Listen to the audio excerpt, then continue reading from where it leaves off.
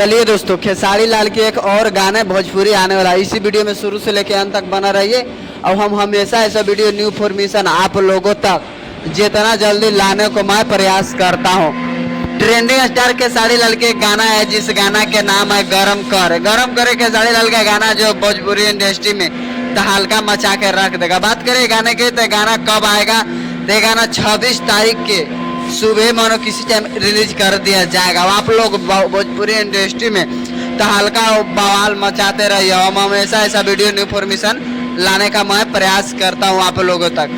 जब खेसारी लाल के कोई भी गाना आता है भोजपुरी इंडस्ट्री में, तो भोजपुरी इंडस्ट्री में तहलका और बवाल मचा के रख देता है। ऐसे नहीं लोग बोलते हैं ट्रेंडिंग स्टार खेसारी लाल।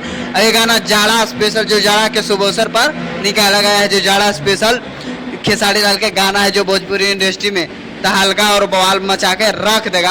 अगर इस वीडियो पर आप नए हो तो इस वीडियो को लाइक और सब्सक्राइब जरूर करें। हमेशा ऐसा वीडियो न्यू इन्फॉर्मेशन आप लोगों तक लाने के लिए मैं प्रयास करता हूं। पूरा वीडियो देखने के लिए धन्यवाद।